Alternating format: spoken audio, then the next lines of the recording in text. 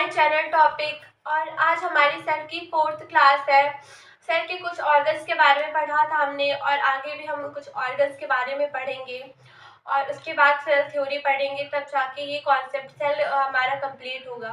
तो आज का हमारा टॉपिक है, मतलब आज हम पढ़ेंगे माइटोकॉन्ड्रिया।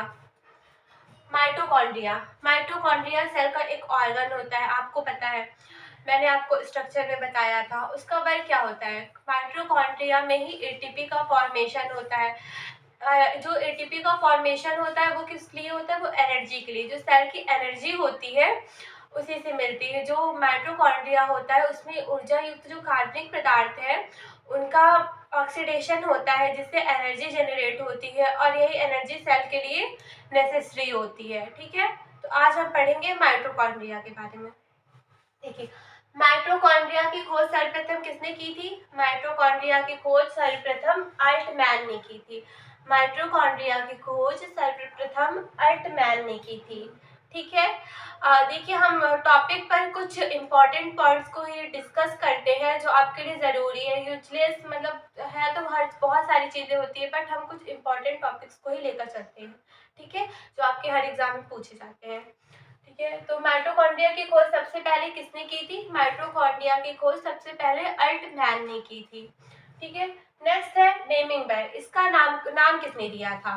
खोज सबसे पहले अल्टमैन ने की थी। माइटोकॉन्ड्रिया का नाम दिया था बेंडा ने। माइटोकॉन्ड्रिया का नेम दिया था बेंडा ने। खोज किसने की थी? अल्टमैन ने की थी। नेक्स्ट है कोशिका का श्वसन स्थल। ठीक है, माइटोकॉन्ड्रिया में ही कोशिका का रिस्पिरेशन होता है, श्वसन होता है। मतलब जो उसका ऊर्जा युक्त कार्बनिक पदार्थ है, जब उसका ऑक्सीडेशन होता है तो उसी प्रोसेस को हम लोग उसका श्वसन कहते हैं, जिससे एटीपी का फॉर्मेशन होता है। ठीक, तो कोशिका का जो श्वसन स्थल है कहाँ होता है? वो माइटोकॉन्ड्रिया में होता है। नेक्स्ट, इसकी संख्या निश्चित नहीं होती है। माइटोकॉन्ड्रिया की खोज जो संख्या होती है सेल में निश्चित नहीं हो सकती। ये 2 भी हो सकते हैं, 4 भी हो सकते हैं, 6 भी हो सकते हैं। नेक्स्ट, माइटोकॉन्ड्रिया में ऊर्जा युक्त कार्बनिक पदार्थों का ऑक्सीकरण। ठीक है, जो एनर्जी देने वाले ऑर्गेनिक कार्बनिक पदार्थ होते हैं उनका ऑक्सीडेशन होता है। कहाँ होता है? माइटोकॉन्ड्रिया में। इसलिए हम क्या कहते हैं? माइटोकॉन्ड्रिया को सेल का पावर हाउस भी कहते हैं। ठीक है, नेक्स्ट है इस कोशिका को शक्ति केंद्र कहते हैं। ठीक है, तो यही है, क्योंकि इसमें एनर्जी का फॉर्मेशन होता है, मतलब एनर्जी के लिए जो एटीपी चाहिए होती है उसका फॉर्मेशन होता है। ठीक है, तो ये आपका किस लिए होता है? कहाँ होता है? ये माइटोकॉन्ड्रिया में होता है। ये एनर्जी सेल के लिए ज़रूरी होती है, उसको एनर्जी प्रदान करती है। ठीक है, तो ये आपका कहाँ होता है? माइटोकॉन्ड्रिया में होता है। इसी वजह से माइटोकॉन्ड्रिया को सेल का पावर हाउस भी कहते हैं। नेक्स्ट, डीएनए केंद्र के अलावा माइटोकॉन्ड्रिया में भी पाया जाता है। डीएनए सिर्फ और सिर्फ न्यूक्लियस में नहीं पाया जाता है, उसके अलावा माइटोकॉन्ड्रिया में भी डीएनए पाया जाता है। अब हम पढ़ेंगे इसके स्ट्रक्चर के बारे में। कि ये माइटोकॉन्ड्रिया है। यह एक बेलनाकार तस्वीनुमा स्ट्रक्चर होता है जो 1.0 से 4.1 माइक्रोन मीटर लंबा होता है तथा 0.2 से 1 माइक्रोन मीटर व्यास का होता है। इसमें 2 लेयर होती है। बाहरी लेयर को हम लोग आउटर लेयर कहते हैं, अंदर की जो लेयर होती है उसे हम लोग इनर लेयर कहते हैं। ये दोनों एक दूसरे से परफेक्टली सेपरेट होती हैं। ठीक है, इसमें जो ग्रीन कलर का फ्लूइड आपको दिख रहा है वो आपका मैट्रिक्स होता है। ये जो अंदर की तरफ रोल्ड स्ट्रक्चर है इसे हम लोग क्रिस्टी कहते हैं। ठीक है, माइटोकॉन्ड्रिया में ही एटीपी का फॉर्मेशन होता है, आप सभी लोग जानते हैं, और इसे हम लोग कोशिका का पावर हाउस कहते हैं। में ये जो मैट्रिक्स, इसमें जो फ्लूइड भरा होता है वो गाढ़ा होता है तथा होमोजीनस होता है। देखिए बच्चों, नेक्स्ट हमारा सेल ऑर्गन है प्लास्टिड। ठीक है, प्लास्टिड मेनली प्लांट सेल्स में पाया जाता है, कुछ यूग्लिना और प्रोटोजोअन्स में भी पाया जाता है। ये कितने टाइप्स के होते हैं? ये 3 टाइप्स के होते हैं, क्लोरोप्लास्ट, क्रोमोप्लास्ट और ल्यूकोप्लास्ट। ठीक है, क्लोरोप्लास्ट आप जानते हैं, क्लोरोप्लास्ट वहाँ होता है जिसकी वजह से प्लांट्स का कलर क्या होता है? ग्रीन होता है। ठीक है, नेक्स्ट है ल्यूकोप्लास्ट। ल्यूकोप्लास्ट क्या होता है? ल्यूकोप्लास्ट वहाँ होता है जब प्लांट्स कलरलेस होते हैं, मतलब प्लांट्स का कोई भाग, जैसे हमारी जड़ हो गई और बीज वगैरह, अगर कलरलेस है तो वो किसकी वजह से होंगे? अवर्णी लवक की वजह से। ठीक है, वर्णी लवक। वर्णी लवक क्या है? जब प्लांट्स आप देखते होंगे कि फ्लावर्स और फ्रूट्स डिफरेंट कलर्स के होते हैं, ठीक है। अगर हम ग्रीन कलर और वाइट कलर को छोड़ देते हैं तो और जितने भी कलर्स होते हैं प्लांट्स में वो किसकी वजह से होते हैं, वो वर्णी लवक की वजह से होते हैं, क्रोमोप्लास्ट की वजह से होते हैं। ठीक है।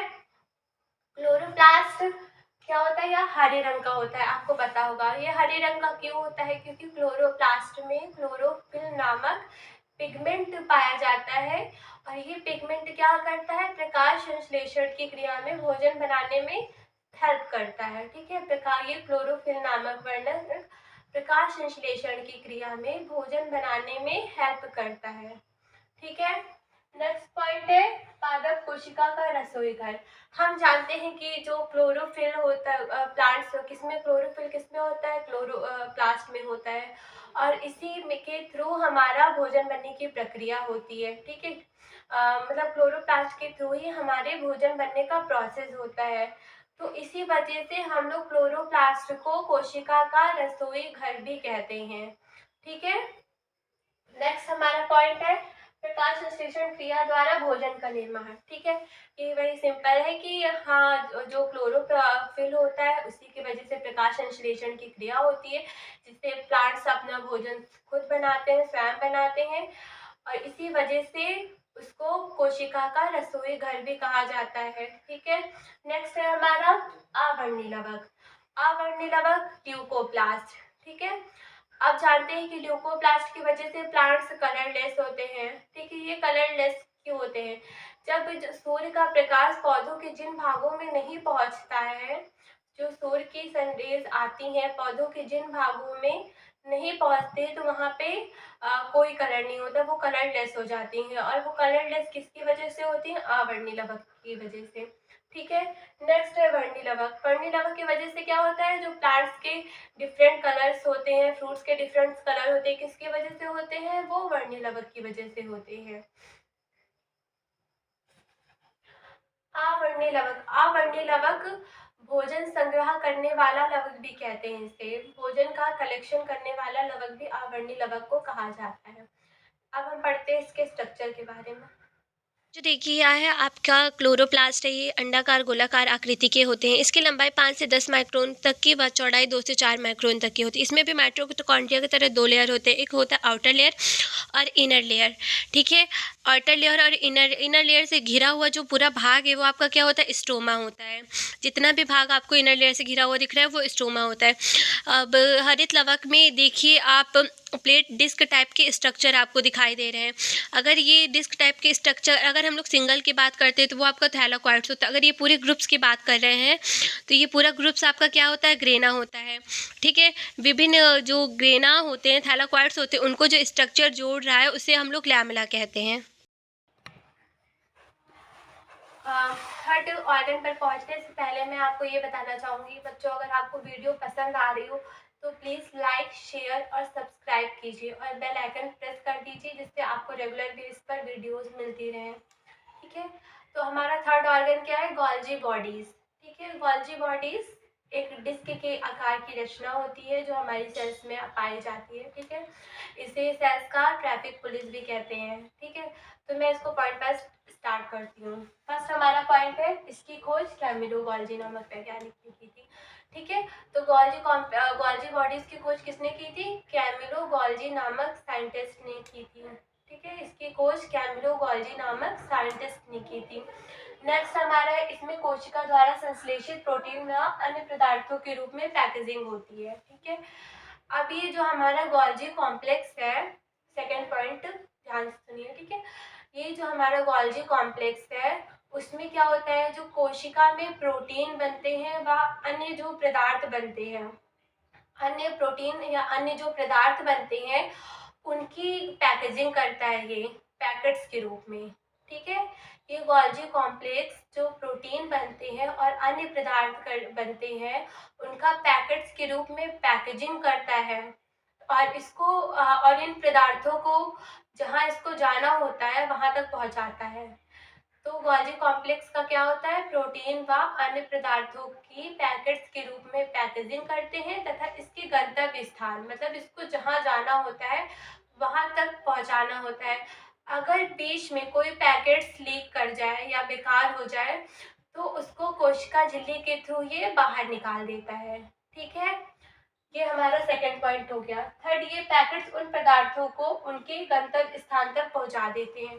तो ये क्या करते हैं, जो गोल्जी बॉडीज होती है उन पदार्थों को जिनके पैकेट्स बने हैं उनको जहाँ जाना होता है उनके गंतव्य स्थान तक ये पहुंचा देते हैं।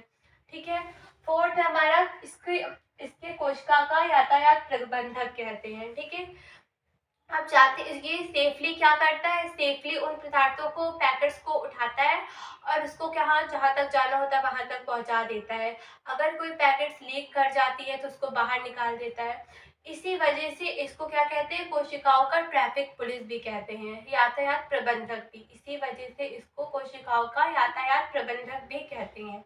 ठीक है, नेक्स्ट हमारा ये कोशिका भित्ति एवं लाइसोसोम का निर्माण करते हैं। ठीक है, हमारी जो प्लांट सेल्स में पाई जाने वाली सेल वॉल है और लाइसोसोम है उसका फॉर्मेशन भी गोल्जी बॉडीज में होता है। ठीक है, नेक्स्ट है, इसमें ग्लाइकोप्रोटीन का निर्माण होता है। ग्लाइकोप्रोटीन का निर्माण इसमें कैसे होता है, ठीक है, ये जो आपकी जो नॉर्मल शर्करा रहती है उसको कार्बोहाइड्रेट में बदल देता है।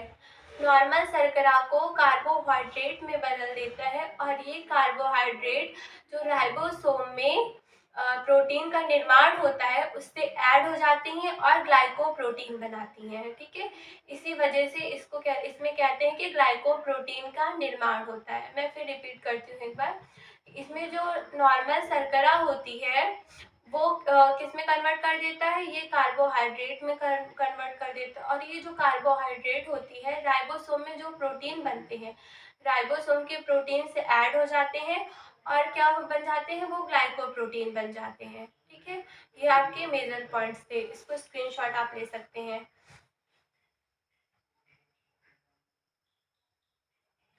अब हम इसके स्ट्रक्चर के बारे में पढ़ते हैं।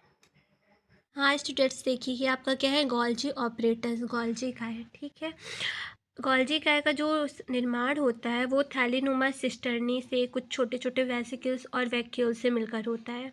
ठीक है, इसकी आकृति चपटी होती है तथा ये एक के बाद एक समांतर क्रम में, देख रहे हैं एक के बाद एक स्ट्रक्चर में दिखाई दे रहे हैं, तो ये समानांतर क्रम में होता है। ये था बच्चों आपका गोल्जी ऑपरेटस, गोल्जी बॉडीज़। अगर आपको पसंद आया हो मेरा चैनल तो please like share and subscribe कीजिए। मिलते हैं नेक्स्ट वीडियो में, तब तक के लिए बाय।